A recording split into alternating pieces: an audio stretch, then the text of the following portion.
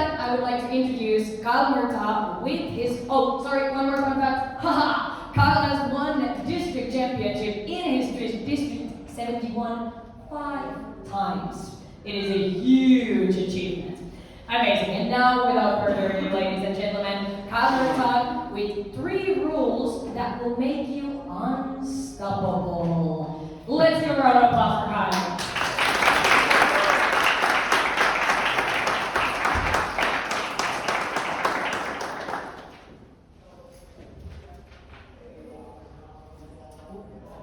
So who here has a big But seriously, it could be any goal. It could be a speaking goal, a business goal, a career goal, a family goal, a fitness goal. Raise your hand if you've got a big goal. Okay, very good. What's your big goal? My goal is to be happy in my life with work and everything. I think that's a very important goal, absolutely. And what's your big goal? To have 3 kids and have my own business. I have 0 kids, so Okay, you got a bit of work to do then. All right, well, you're at an international convention. This is good. Fantastic. And what's your big goal? World peace. World peace. That is a big one. Listen to your Hungarian Prime Minister over there. Well, this is important for us all to consider then, this particular question. What stops people from reaching their big goals? Fear? Anything else? Taxis. Taxis can't get no one. I've got a few stories of those. What else do you think? So we've got fear, we've got taxis. Laziness. It's too big. It's too big, yeah. Procrastination. Procrastination. Consistency. Consistency. These are Lack real of confidence. lack of confidence, yeah. Getting out of the rat race. Say again, sorry? Getting out of the rat race. Out of the rat race. Right. Telling small-minded people. Right. It's a block as well. So there's a lot of different reasons it would seem. And I'm really interested because the one I was hoping you'd say, you haven't yet. And I think this particular reason is why 9 times out of 10, people do not reach their big goal. It's because they quit. They get so demotivated, they have so many setbacks, they have so many struggles that they end up giving up on world peace, for instance. Or they give up on running their own business, or they give up on finding their happiness because for so long they've been unhappy. So the question becomes, how do we make sure that we don't stop? How do we make sure that we can be unstoppable? And that's what I want to talk to you about today with these 3 rules. Okay? Now, who am I and why should you bother listening? Well, my name is Kyle Murtaugh. And I've used these 3 rules myself in business, to run a successful business for 6 years. I've used them to have success in Toastmasters, like Susanna talked about. And I've also used them to complete many different marathons and ultramarathons in running. And that's what I want to talk to you about today, because I learned these lessons while doing these races.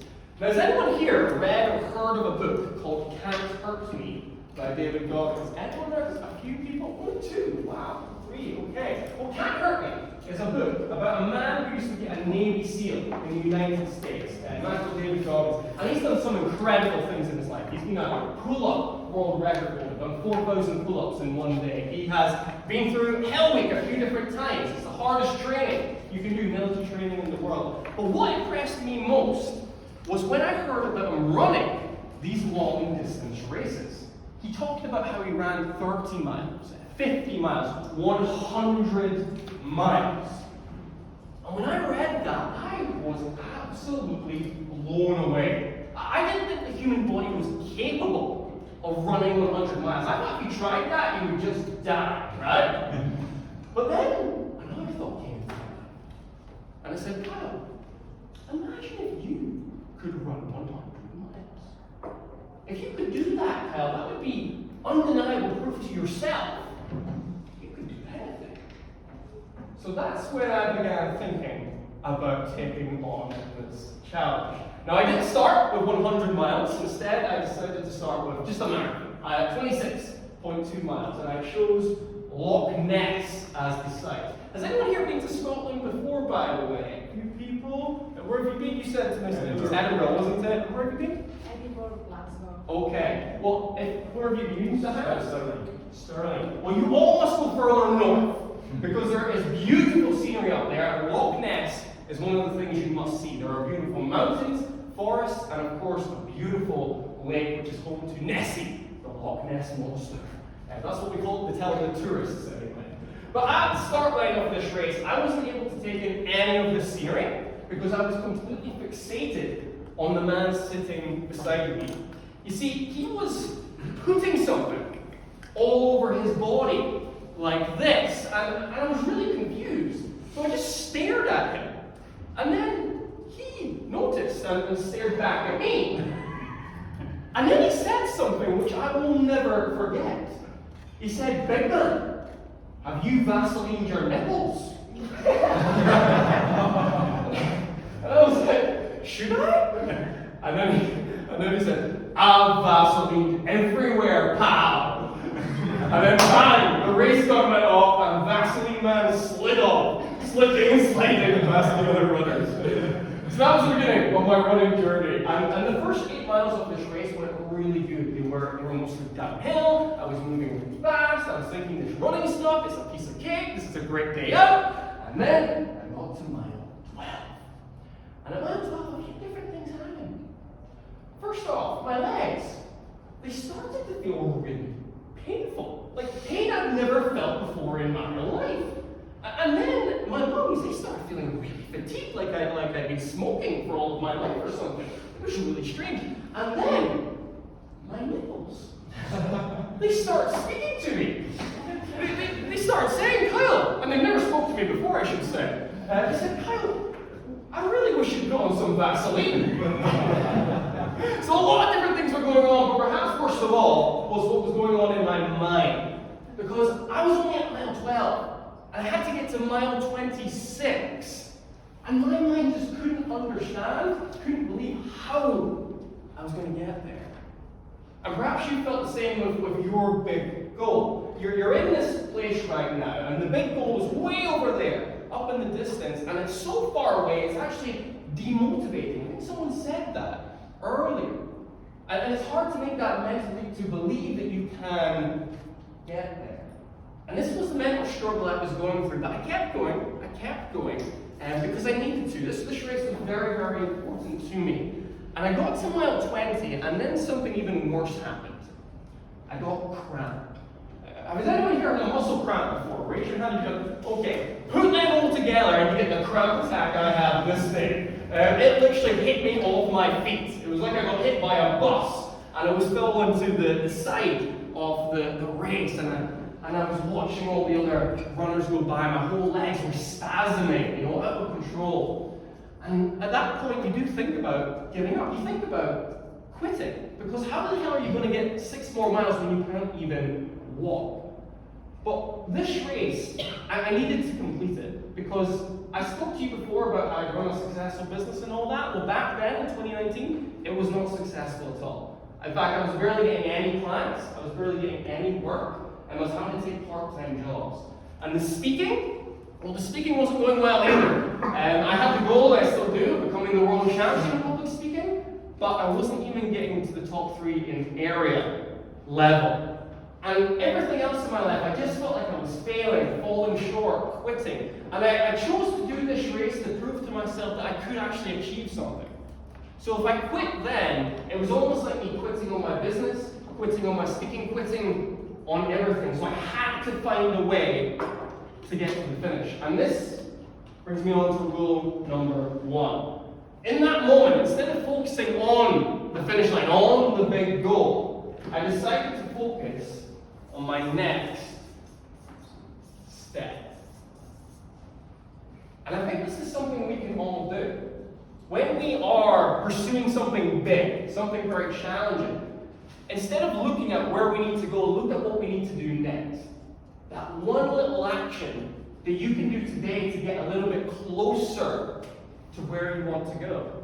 Because what ends up happening when you take that next step, you end up taking another step, and then another step, and then you create a little bit of momentum for yourself. And the more steps you take, the more confidence you have. And then you start making real progress, and then before you know it, you eventually get to that destination, you get to that finish line. In my case, it was in almost 4 hours. But here's the big thing I want you to take. Ask yourself this now. What next step could you take towards your big goal today or tomorrow? What's the thing that you could do today that will get you a little bit closer? It doesn't have to be something big, just something small to keep you moving forward. Because it's very easy to quit when you're thinking about big things you have to do, but when you think about small things, it's a lot easier to keep going. So I'd love you to turn to the person next to you right now and have a quick discussion about what that next step could be. What could you do today or tomorrow to get you a little bit closer to running that business, to feeling a little bit more happy, to gaining that more peace? What could be that next step? I'll give you 2 minutes, and then we'll come back in and have a big discussion together. So, starting now. On you go. 3, 2,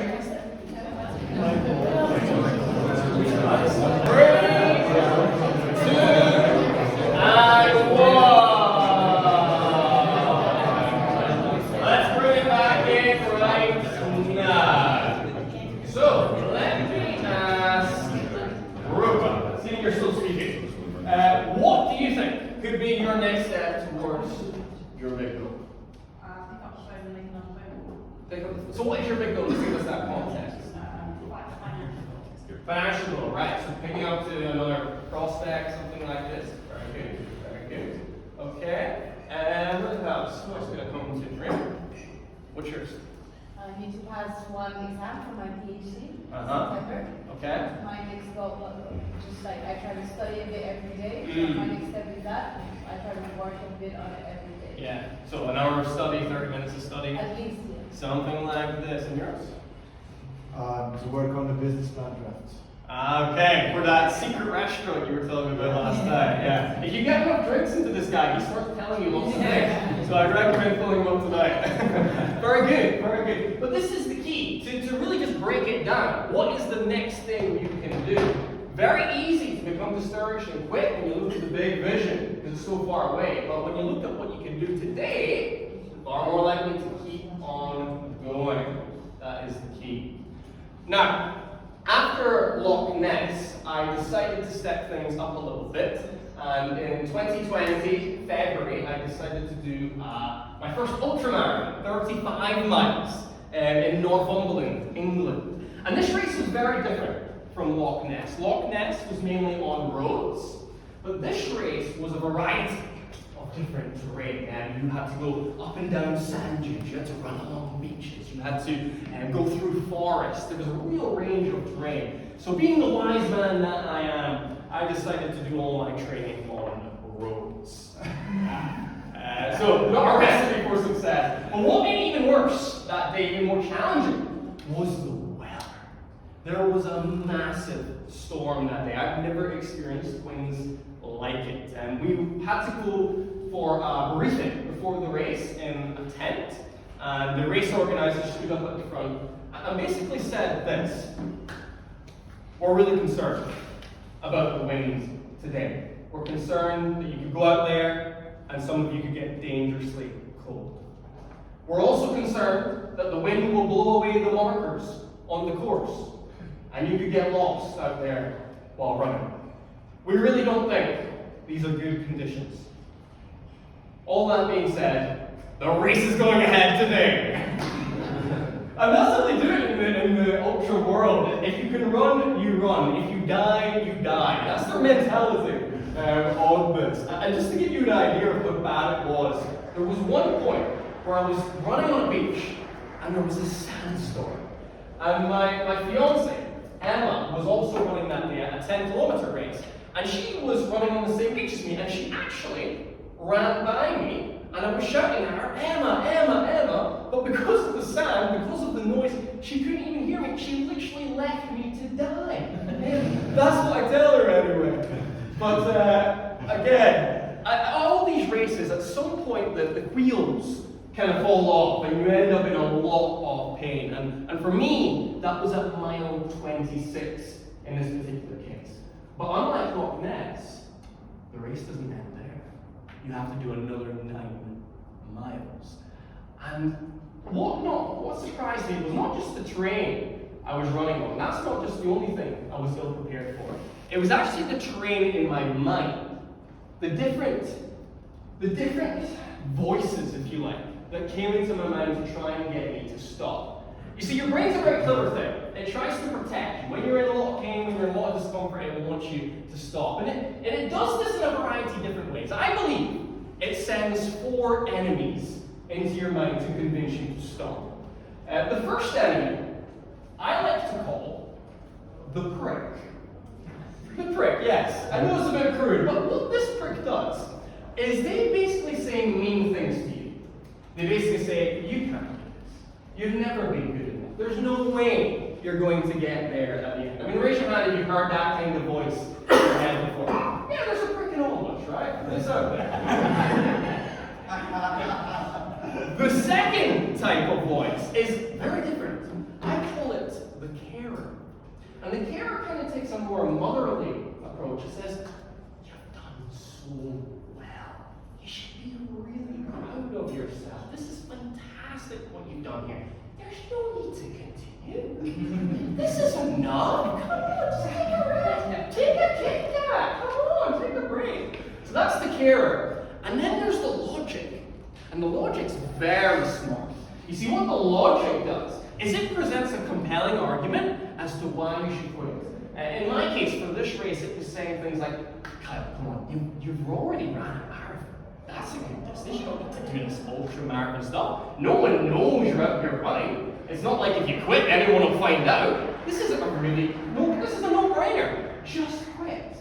And then finally, there is what I like to call the questioner. And the questioner basically screams in your mind, why? Why are we still going? Why are we still doing this? Why don't we just stop? So I have to deal with all 4 of these voices, and I hope I'm not the only one. Maybe I'm a bit crazy. I promise you I'm not. I'll get it checked out later, but I don't think I am. But these 4 voices show up, or maybe there's different voices for you that show up. Different sort of voices, different ways of trying to get you to stop. But if you're not prepared for them, it's very easy for them to begin to rule your mind. And that's where I was.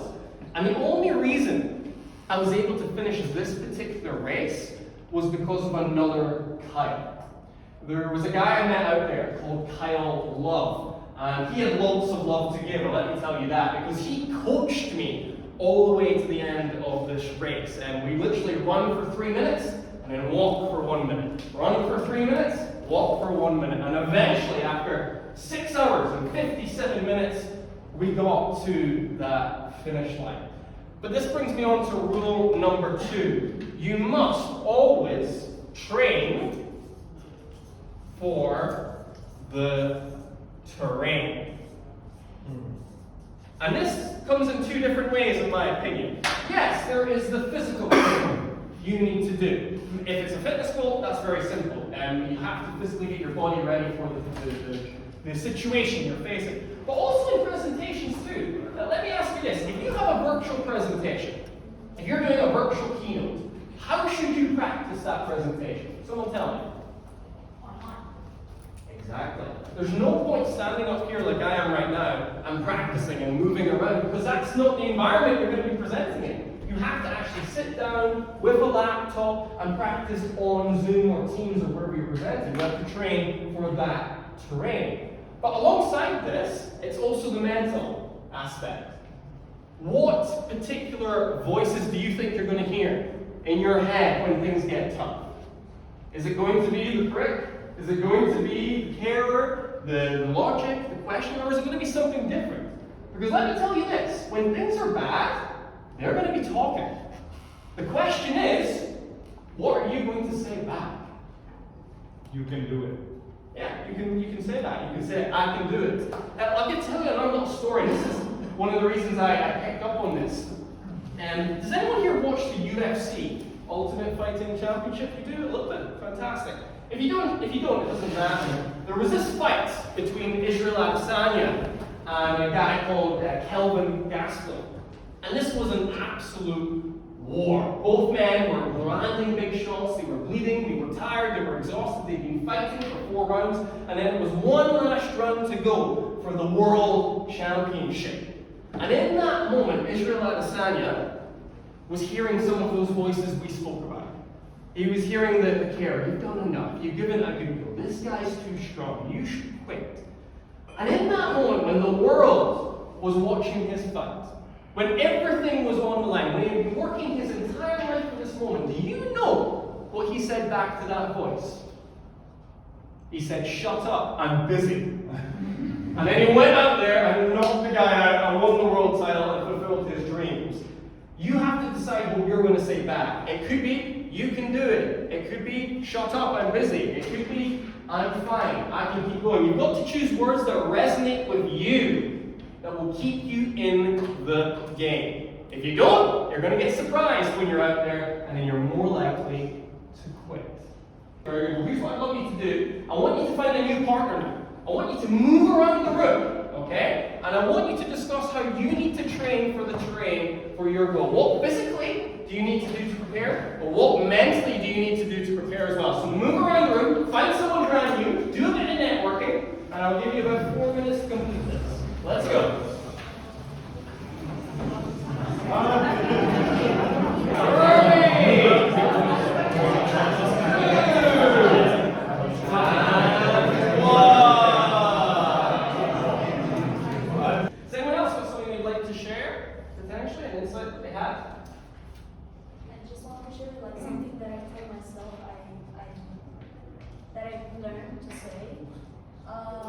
Any idea that's trying to dismotivate me? Yeah. Hey, thank you, you're not serving me anymore. That's it. It's like, acknowledging. yeah, thank you. It's like, you know, in a nice way. You're not serving me anymore. I can do better.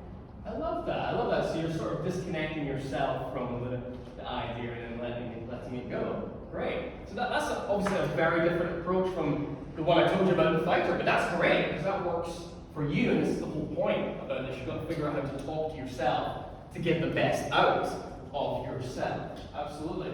How about you, my friend? What do you think in terms of training for the terrain? What did you come up with?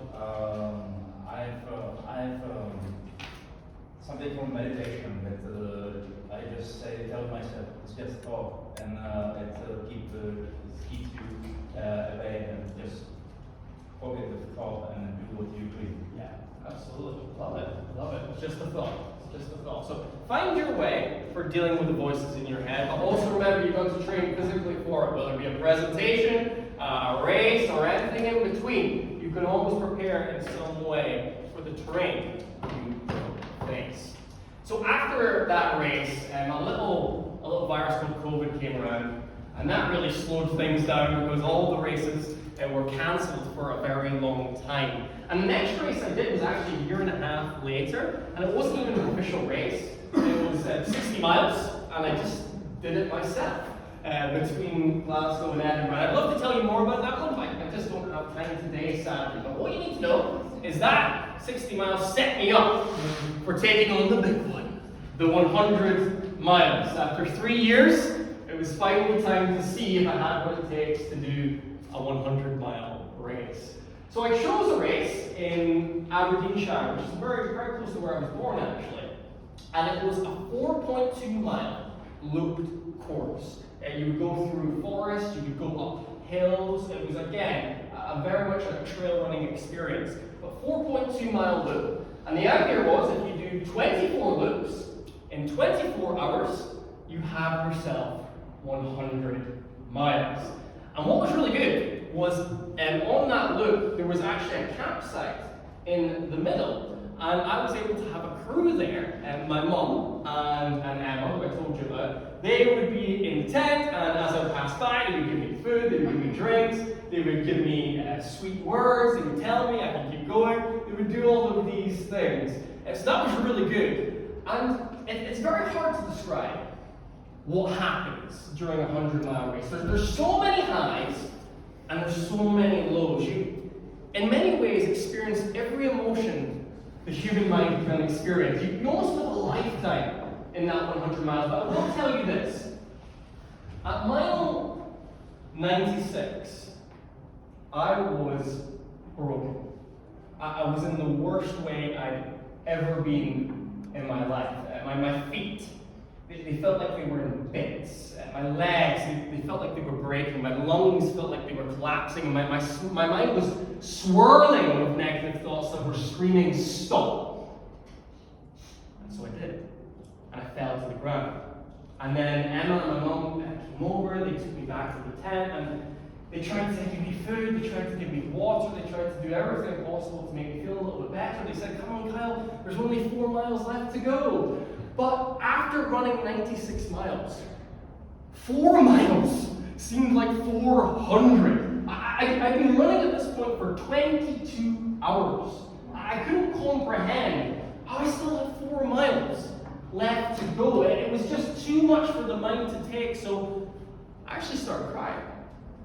And I don't cry much, but I literally wept like a baby in the tent. And in that moment, as tears of pain were running down my face, do you know what Emma said to me?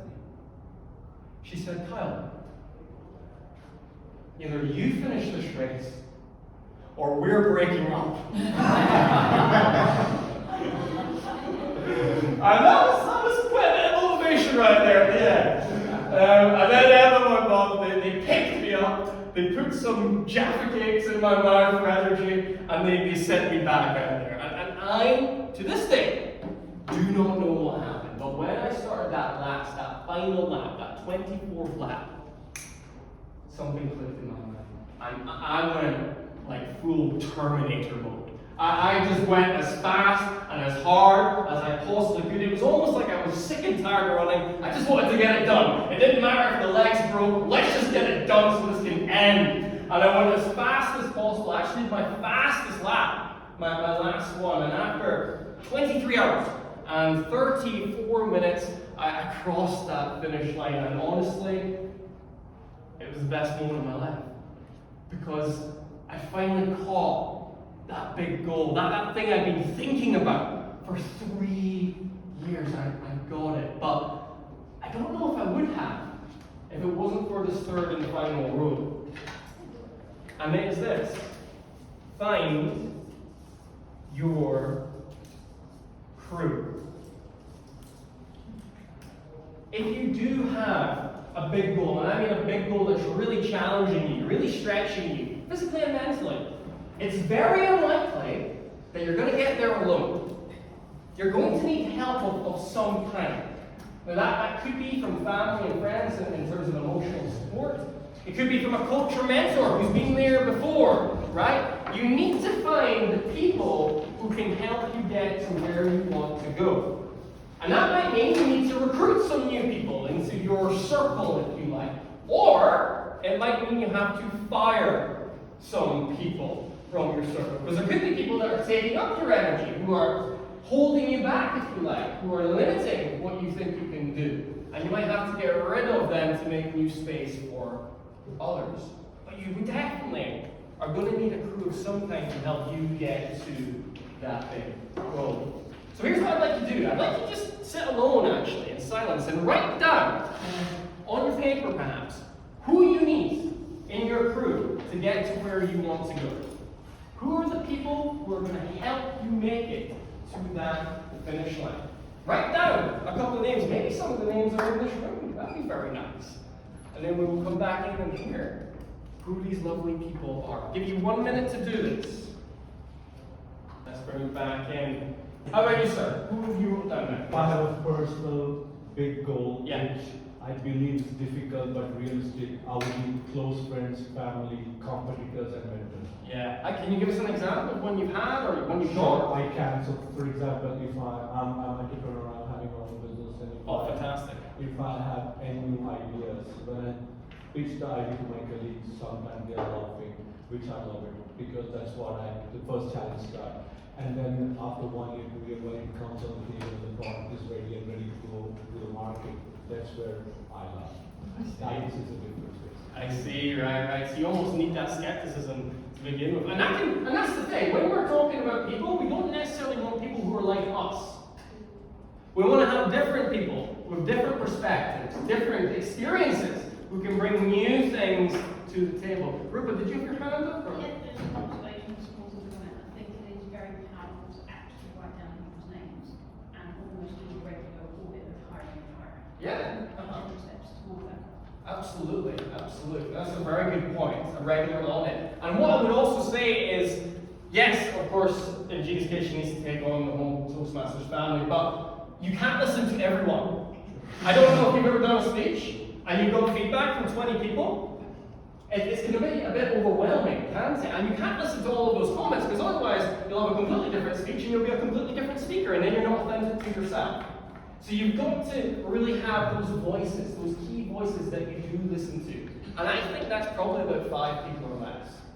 5 people or less that you have in your crew to get to your big goal, your circle of guidance, if you will. Absolutely. Okay, any quick questions about that at all? Yes? Just to add some point, in my opinion, the biggest part of the crew is yourself. You need to be fully, like, let's say, ready for it, fully prepared for that. Oh yeah. Because you'll be the one who leads the crew. Yes. If something goes wrong, you are the one who has to fix it. Absolutely. You're the beating heart Yeah. of the whole thing. Exactly. And if your motivation, if your desire is not there, then how can you expect other people to want you to get there either? So you've got to have a strong beating heart. No doubt about it. No doubt about it. Okay, so to summarize things then, we spoke at the start about the reason most people don't reach their big goals. I think it's quitting. It's giving up. Because when you do quit, when you do give up, that's final. It's the end of the story. So then we have to figure out, how can we keep going? How can we be unstoppable? And I think it comes down to these 3 rules. Number 1, instead of focusing on that big goal that seems a million miles away, focus on the next step you can take today. Number 2, think about the terrain you need to train for. The physical terrain, in terms of what you're going to need to do physically to get through this particular task, but also the mental terrain. The different doubts and challenges that are likely to come up along the way. What will you say back when you hear those voices? And then finally, who is going to be in your crew to help you get to that finish line? If you can do those 3 things, you're going to be well on your way to being unstoppable. And then at that point, it's only a matter of time until you reach that big goal.